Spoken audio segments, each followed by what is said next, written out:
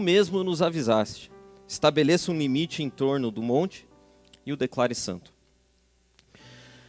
Sabe que durante muito tempo as montanhas assumiram papel histórico, simbólico na vida de várias pessoas, de várias nações. E hoje ainda montanhas causam e despertam interesse nas pessoas. Se você já teve a oportunidade de viajar para lugares onde tem muitas montanhas, as montanhas podem tomar denotações diferentes para cada uma. Por exemplo, se você perguntar para geólogos, eles vão dizer que as montanhas são a prova da atividade sísmica que existe na Terra. Se você perguntar para pessoas que viajam, pode ser que as montanhas sejam um inconveniente no trajeto, né? Se você está, por exemplo, descendo a serra, tem que dar muita volta por causa de montanhas.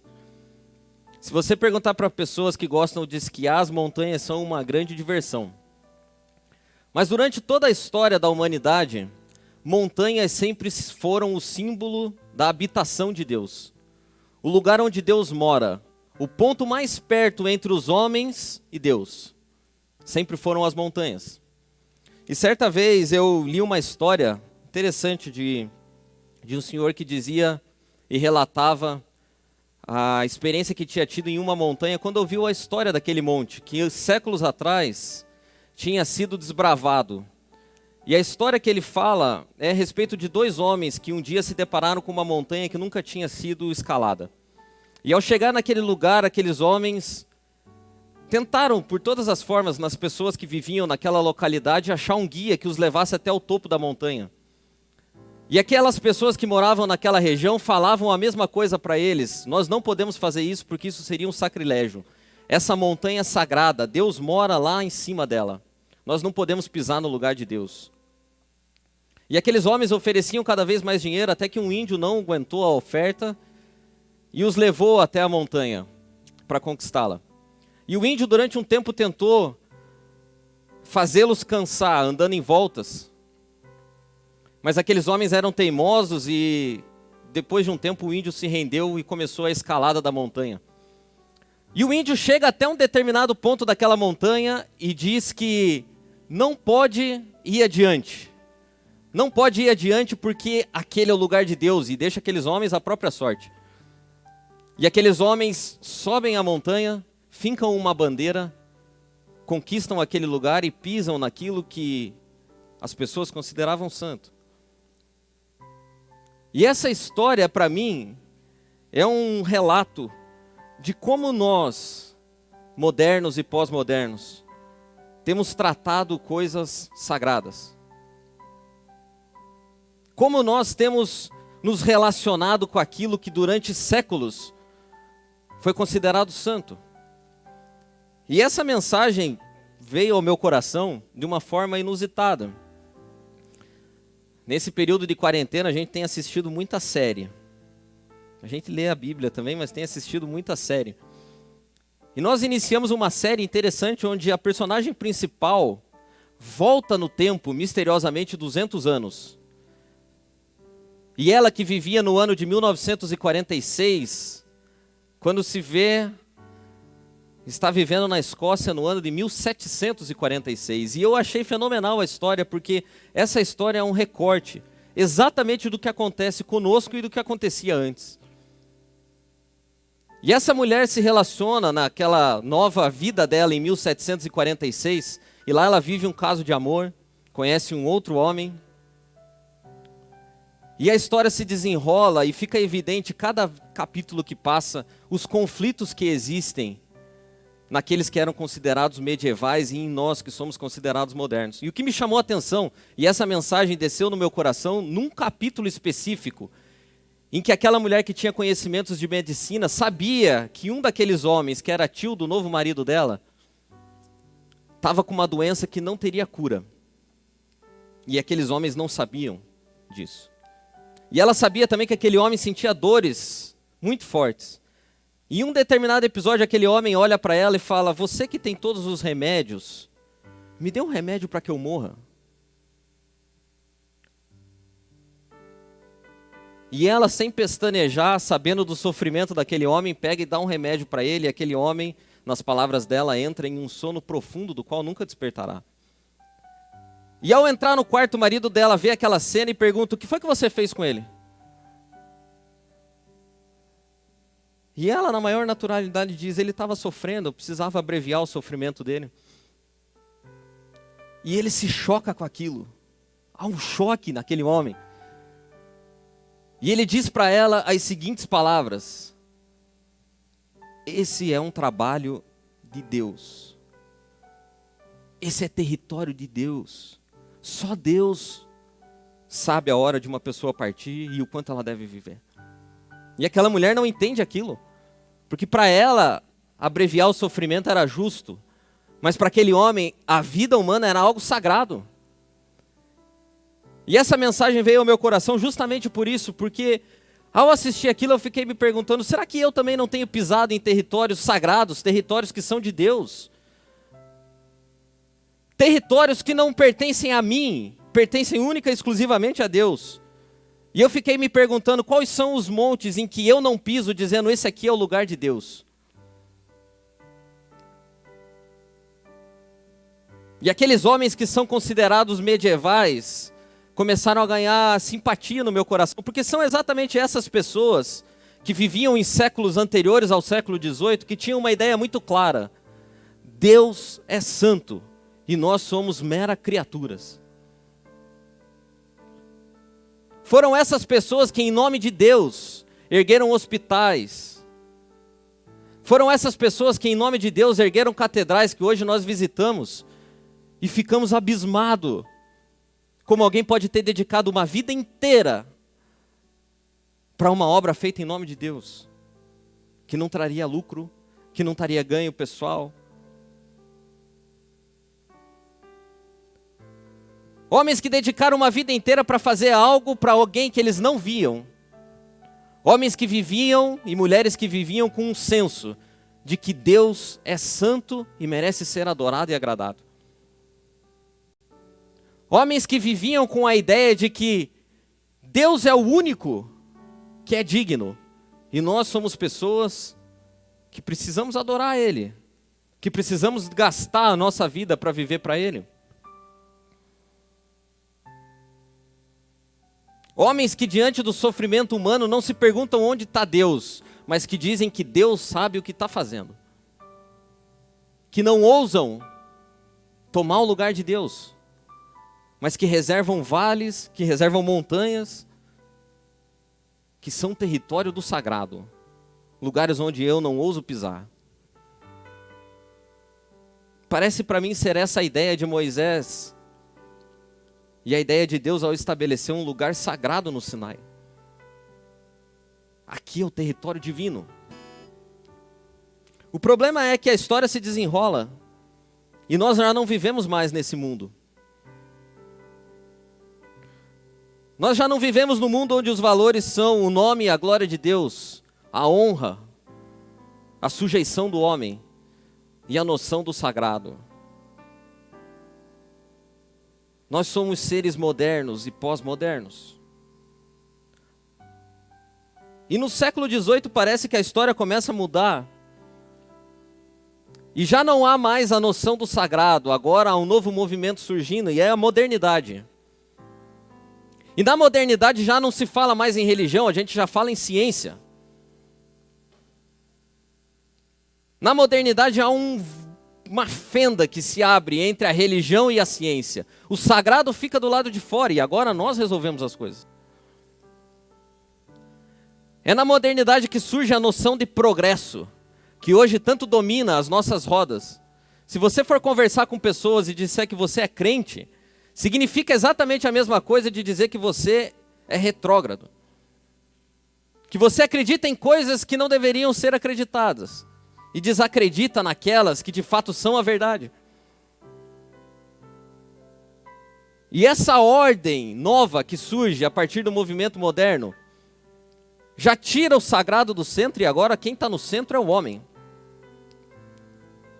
A ponto de nós estudarmos e debatermos hoje, se não estamos vivendo numa nova era, onde o Homo sapiens já não existem mais. E agora o que tomou conta é o Homo Deus. Há um historiador muito famoso, chamado Yuval Harari, que ele escreveu um livro que já vendeu 20 milhões de cópias. E esse livro diz como o homem está tomando o lugar de Deus. E eu achei interessantíssimo, se eu pudesse fazer um resumo, o Harari diz o seguinte, que no século XVIII inicia o que ele chamou de eclipse de Deus, e Deus começa a ser deixado de lado, para que no século XX se consume o que ele disse e chamou de ser a morte de Deus. Para o homem pós-moderno, Deus está morto. Séculos de história nos trouxeram a noção do sagrado, e apenas 2 deles mataram o sagrado. E aqueles homens que antes viviam para a glória de Deus, para a honra de Deus, e em nome de Deus, hoje já não existem mais. Segundo o Harari, os valores do Homo Deus são completamente diferentes. Os valores do Homo Deus são a imortalidade, a felicidade e a deidade. Hoje nós vivemos para ser feliz. Buscamos de toda forma ser imortal. E colocamos o homem no lugar que sempre foi de Deus.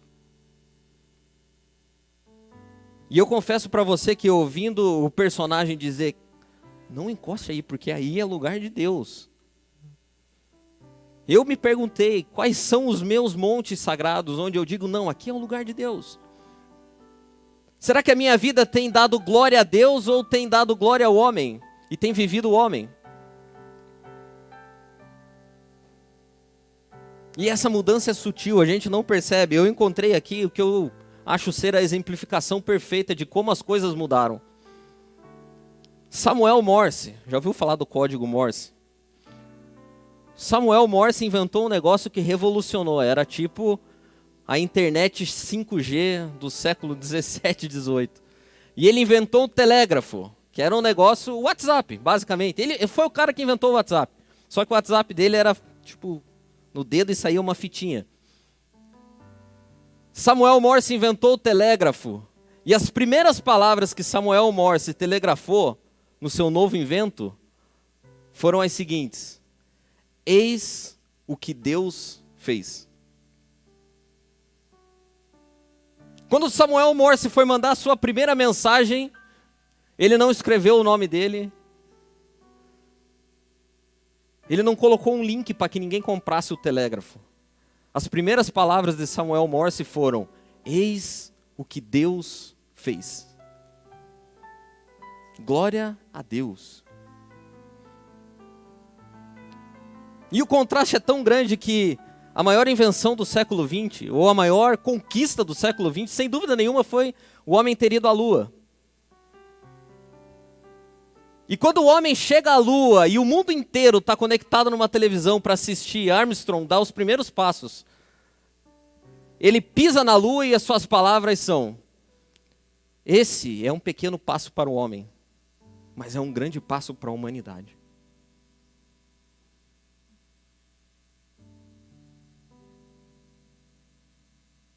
Já não é mais Deus quem fez, é o homem quem fez. E sabe que desde então nós vivemos nesse mundo do homem. Nós vivemos no mundo feito pelo homem. Elia Wiesel vai contar uma história que é muito interessante, é de fato uma história. Ele diz que em algum momento, nessa transição, houve um diálogo. E nesse diálogo, um homem chega para Deus e pergunta: Deus, o que o senhor acha? É mais difícil ser homem ou é mais difícil ser Deus? Ao que Deus responde sem pensar: certamente é mais difícil ser Deus. Porque eu tenho que cuidar dos planetas, tenho que sustentar as galáxias, tenho que cuidar dos seres humanos, da terra, da natureza, de tudo que existe. Com certeza é mais difícil ser Deus. E esse homem diz que pensa um pouco e depois de refletir, olha para Deus e diz: mas eu tenho uma colocação. A questão não é a tarefa, mas são os recursos. Para o Senhor é mais fácil fazer isso, porque o Senhor tem tempo e poder infinito. Difícil mesmo é ser homem, que só tem que cuidar da sua família, mas tem que fazer isso com o pouco tempo que tem e com os recursos que tem. E Deus retrucou imediatamente, dizendo, não, você não sabe o que você está falando. Com certeza é mais difícil ser Deus, acredite. E aquele homem diz, mas é difícil, né? Porque eu nunca fui Deus, e o senhor nunca foi homem, então não tem como resolver. Mas eu tenho uma proposta. Vamos trocar por poucos segundos de lugar. Eu sento no seu trono e o senhor toma forma humana. Deus falou, não, aquele homem insistiu tanto que Deus falou, tá bom, mas por pouco tempo, vamos trocar só por um pouquinho de tempo. E a história se desenrola e Wiesel diz que desde esse fato, o homem sentou no lugar de Deus e nunca mais saiu. E desde então, o homem está sentado no lugar de Deus e Deus está no exílio. O homem tomou o lugar de Deus. Nas palavras de Harari, Deus morreu. E surgiu uma nova espécie, Homo Deus. E eu fiquei pensando, se essa noção de progresso que tanto nos é ensinada é verdadeira. Será que o mundo ficou um lugar melhor mesmo depois de que Deus saiu do trono e o homem sentou no lugar? O mundo melhorou depois que Deus morreu? E eu fui ver os feitos do homem moderno. Não aqueles marqueteiros do homem na lua, mas os reais. E eu vi que foi esse homem moderno que criou e fez o Holocausto. É esse homem moderno que sustenta redes de prostituição infantil. É esse homem moderno que propaga fome pelo mundo, mas não mais aquela fome que existia nos tempos medievais, por falta de alimento. Não é. Esse homem moderno tem uma nova fome, onde há abundância de alimento suficiente para alimentar todo mundo. Mas que por ganância, faz com que boa parte das pessoas passem fome. É esse homem moderno que usa populações da Ásia e da África como cobaia de remédios, que vão ser vendidos para povos ricos no Ocidente. O Homo Deus faz guerra, fome, mata e destrói.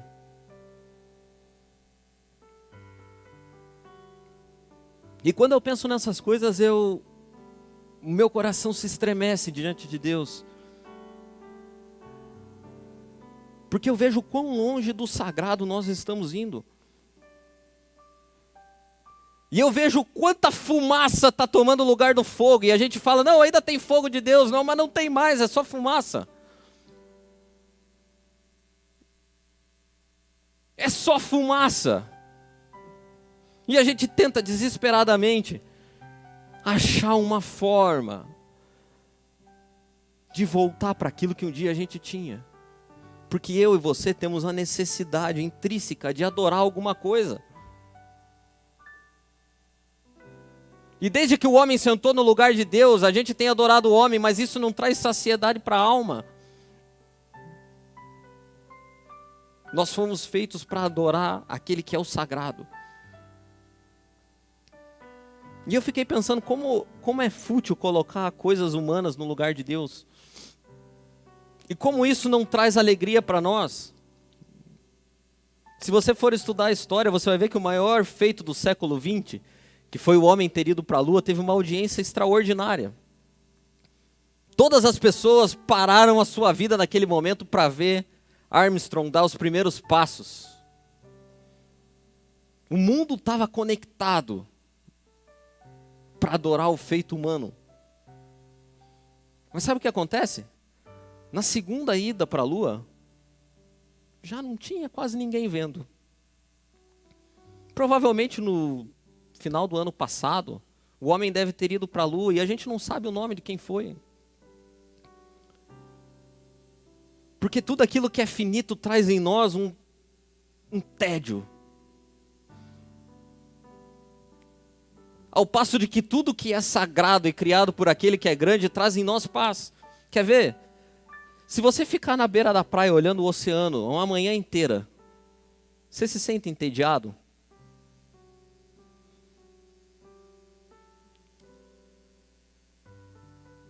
Agora, quanto tempo você consegue ficar olhando para um avião?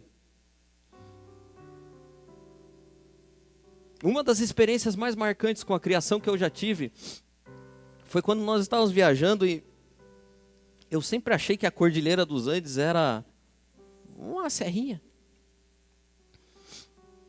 E eu não esqueço que o avião sobrevoou aquele lugar por 10 minutos. E não paravam de haver montanhas. E eu me lembro de olhar pela janela daquele avião, admirado, e eu pensava uma coisa: olha o tamanho de Deus. E olha o meu tamanho. Já imaginou se eu caio num lugar desse?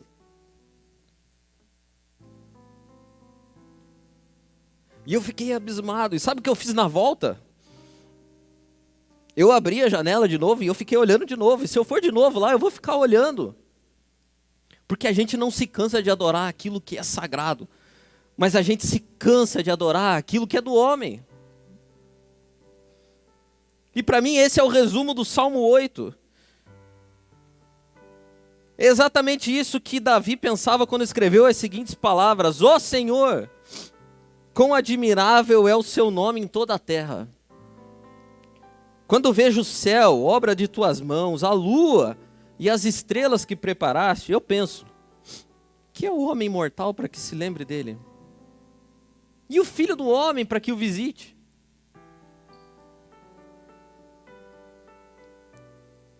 O que é o homem?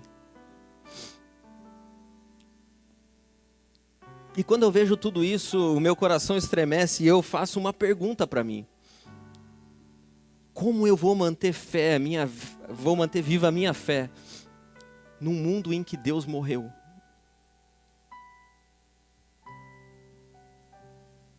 Como eu posso manter viva a minha crença no sagrado num mundo que declara diariamente que Deus morreu?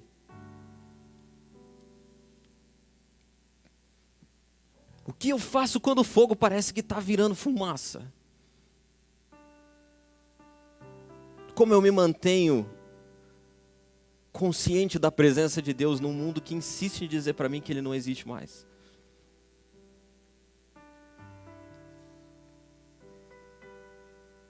Como aquele medieval poderia convencer uma mulher moderna de que não, esse lugar aí não é teu?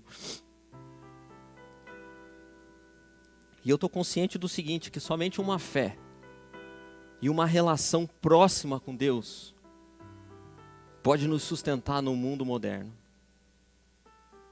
Mas não é uma relação de discursos construídos a respeito de Deus.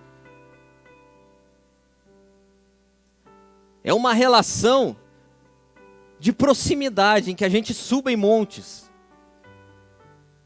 e consiga ver Deus. E eu coloquei esse encontro em pelo menos 3 níveis. E eu queria usar 3 personagens para exemplificá-lo. O primeiro personagem é Moisés. E Moisés ensina para mim, para que o fogo não se apague, a gente pode desenvolver uma capacidade que é muito simples, mas que é divina, que é a capacidade de enxergar Deus nas trivialidades do dia. Porque Moisés foi o cara que viu as pragas do Egito num dia. Foi o cara que no outro dia viu o mar se abrir. E foi o cara também que viu Deus face a face 3 vezes. E você pode, nós sempre ressaltamos essas experiências de Moisés, mas a gente esquece de um detalhe. Moisés andou com o povo durante 40 anos. Tinha dia que Moisés não via Deus fazer nada extraordinário. Mas eu tenho convicção, pelas palavras de Moisés, que ele sempre lembrava de algo. Deus está vendo. Deus está vendo o que eu estou fazendo. Deus está vendo o que eu estou passando. As mínimas coisas que eu desfruto hoje são obras de Deus, por isso aqui é lugar sagrado. Sabe que a minha primeira lembrança de encontro com o sagrado aconteceu na minha adolescência. E na minha adolescência eu sentia muita dor de ouvido, muita. E eu tomava remédio, e eu não conhecia Deus. E um dia eu já tinha tomado todos os remédios que tinha. E eu me lembro de estar deitado na cama do meu quarto, e a minha avó chegou lá em casa.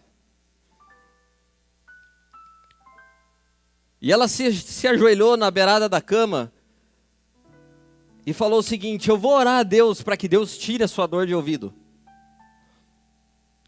E imediatamente na minha cabeça eu me lembro disso. Eu pensei o seguinte, falei, eu já tomei todo o remédio possível. O remédio não fez efeito? Mas eu não disse nada para ela. Eu falei, tá bom, vó. E aquela senhora ajoelhada na beira da minha cama colocou a mão na minha cabeça, no meu ouvido e começou a orar. Palavras simples das quais eu não me lembro muito.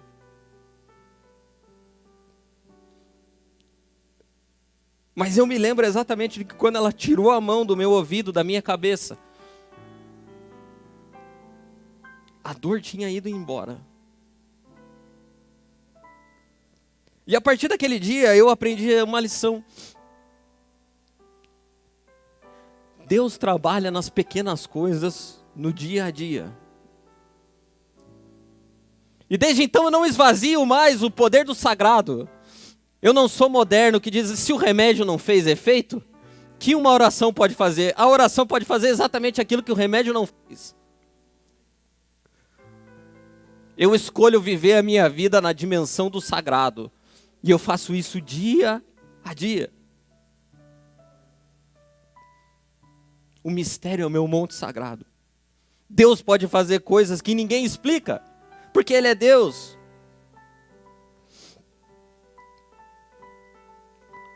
Por isso eu me relaciono assim. A segunda forma com que eu me relaciono com Deus é com a consciência de criatura. E eu me lembro de Isaías. Isaías foi o cara que criou a consciência de criatura, porque a Bíblia diz que no ano que morreu o rei Uzias, eu vi o Senhor assentado num alto e sublime trono. E os anjos voavam na volta dele e diziam: Santo, Santo, Santo, Santo. Ao que Isaías, ao ver tudo aquilo, só teve uma reação possível. Ele olha para aquilo tudo e diz: ai de mim. E ao dizer ai de mim, Isaías inaugura a consciência de criatura. Porque ai de mim diante de um Deus poderoso como esse. Ai de mim.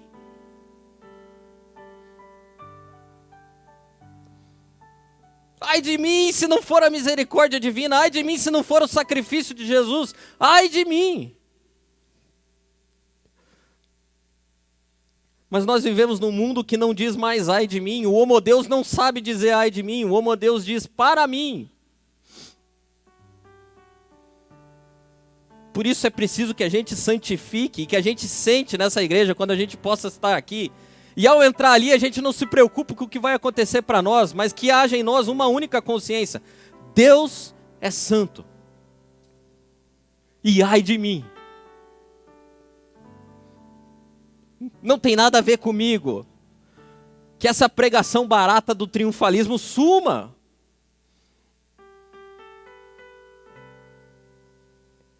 E que ao nos depararmos com a glória de Deus, a única expressão possível seja: ai de mim.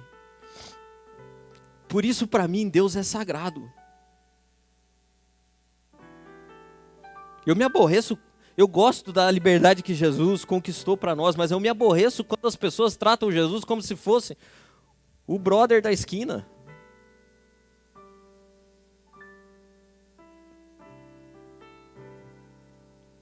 Quando Jesus foi lavar o pé dos discípulos, eles falaram: vocês me chamam de Senhor e fazem bem.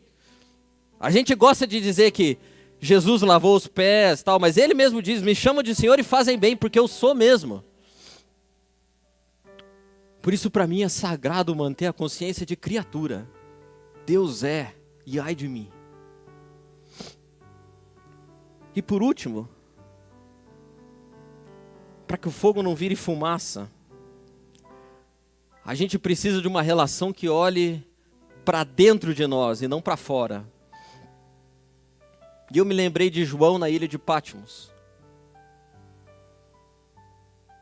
E João na ilha de Patmos é um resumo de um exame além das aparências. Porque na ilha de Patmos, Deus revela para João o que vai acontecer no futuro. Mas também revela para ele a característica das pessoas que viveriam num tempo como o nosso. E ele escreve 7 cartas maravilhosas. Mas eu tento viver a minha vida me concentrando basicamente em uma delas.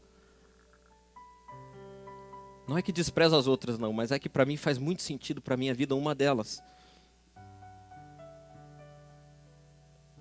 E é a carta primeira que ele escreveu para a igreja de Éfeso.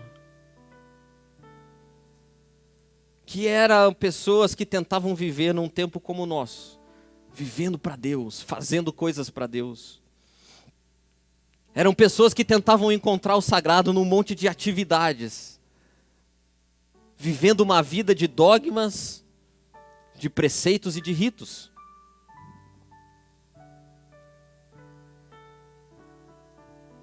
E essa carta Jesus começa com as seguintes palavras: eu sei o que vocês têm feito. Eu conheço as obras de vocês. Eu sei que vocês têm trabalhado duro e aguentado tudo com paciência. Sei do esforço de vocês. O problema é que lá no meio da carta Jesus dá uma guinada e escreve as seguintes palavras: porém eu tenho uma coisa contra vocês. E, irmão, com toda a sinceridade do meu coração, eu tremo diante dessa palavra. Eu tenho uma coisa contra vocês. É que agora, vocês já não me amam como me amavam no princípio.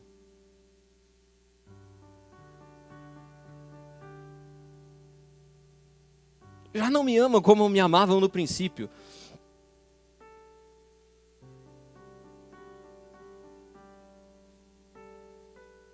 O coração de vocês faz coisas, a mão de vocês realizam coisas, mas vocês não me amam mais. Vocês têm tanta obra para mostrar, mas o meu nome não é glorificado na vida de vocês. O meu nome não é exaltado quando vocês fazem as coisas. A gente já não se encontra mais.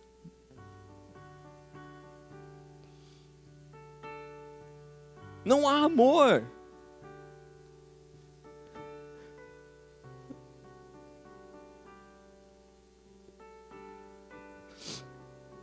E Jesus termina a carta dizendo o seguinte: eu tenho uma recomendação para vocês.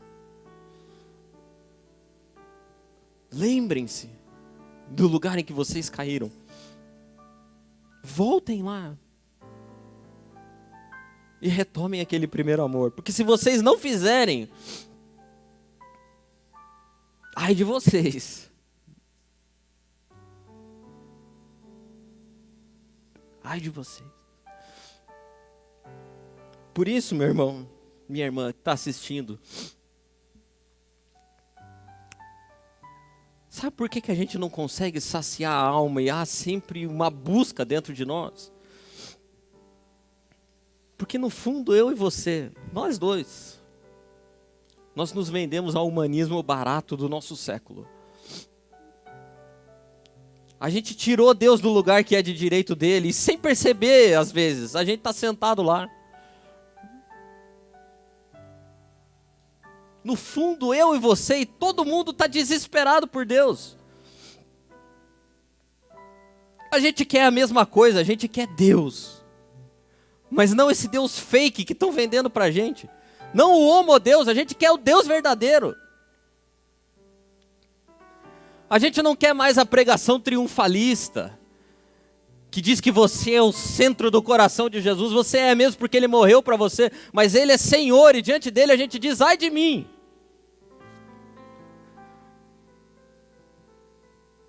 Ai de mim, não fosse a misericórdia desse Deus.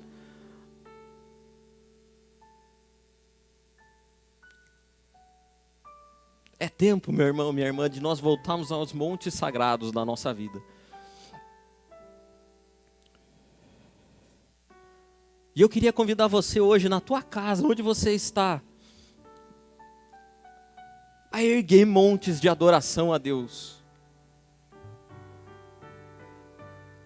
A estabelecer limites em territórios em que você diga, esse aqui é o lugar de Deus aqui na minha casa.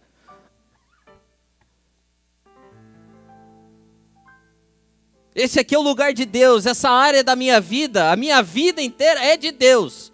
E especificamente essa área aqui, eu não ouso tocar aqui. Ter lugares onde você olha para isso e diz assim, esse lugar aqui eu não posso entrar, sem tirar o calçado do pé, porque aqui é território santo. Decida hoje erguer um monte de adoração a Deus na mesa da tua casa. Que a mesa da tua casa seja um lugar abençoado por Deus e que todas as vezes que você sente lá para fazer uma refeição com a tua família, você lembre, esse lugar aqui é território de Deus. Então aqui a gente não fala mal de ninguém. Aqui a gente usa esse tempo para abençoar e contar daquilo que Deus tem feito na nossa vida. É aqui que a gente expressa comunhão. A mesa da minha casa é um monte sagrado.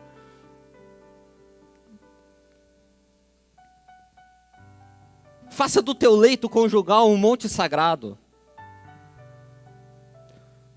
A minha esposa, o meu marido é território divino. O sagrado vive dentro dele. O meu casamento é sagrado.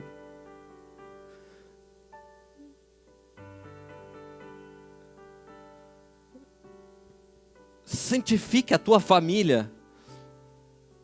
Coloque uma cerca em volta dela e diga, isso aqui é território sagrado. É Deus quem governa com seus preceitos. Erga um monte de oração na sua casa. Erga um monte de oração, um lugar onde você fala, esse aqui é o lugar onde eu encontro Deus. Olha o que alguém pode dizer, Deus é encontrado em todos os lugares. É mesmo, mas esse é o lugar onde eu escolhi. Esse é o meu monte sagrado, é o meu Sinai.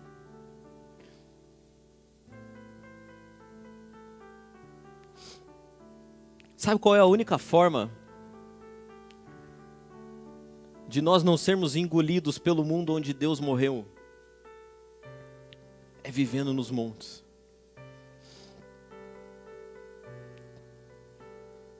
A única forma de viver no mundo onde a gente vive hoje, onde Deus está morto, no imaginário das pessoas, é viver nos montes, erguendo montes. E que você tenha tantos montes que a tua vida seja uma cordilheira de montes. Eu tenho o meu monte da oração, eu tenho o monte da minha família, eu tenho o monte do meu trabalho, eu tenho o monte do ai de mim. Eu tenho um monte das pequenas coisas, e esse monte é grande, porque são tantas pequenas coisas que...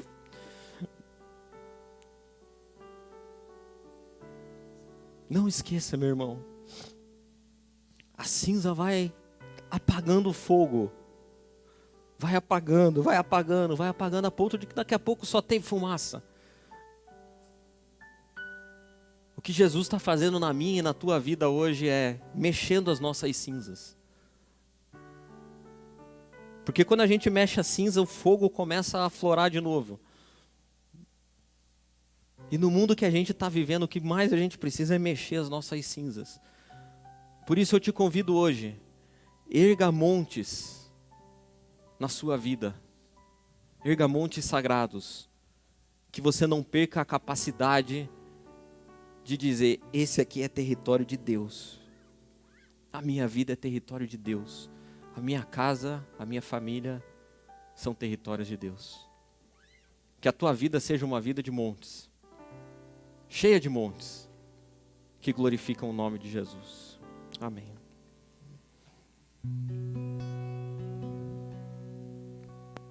Eu fui feito pra adorar. Deus, nada me impedirá, nada me impedirá. Mesmo que o mundo queira me calar, nada me impedirá, nada me impedirá. Eu sei que pensou em mim muito antes de nascer. Como poderei deixar amor assim? Os meus lábios são para ti, meus louvores são para ti. Tudo em mim foi feito para ti. Eu quero sempre adorar Deus da minha salvação, que me levantou do chão e escreveu meu nome na palma da sua mão. Eu quero sempre estar ao teu lado, meu Senhor, merecer o teu amor e não há outro que eu queira adorar. Eu quero sempre adorar Deus da minha salvação, que me levantou do chão e escreveu meu nome na palma da sua mão. Eu quero sempre estar ao teu lado, meu Senhor, merecer o teu amor e não há outro que eu queira adorar. Eu fui feito por ti, só vivo por ti.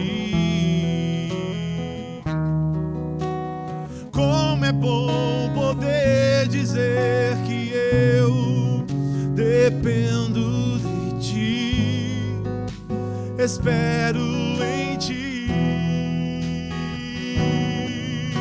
Eu não te deixarei jamais.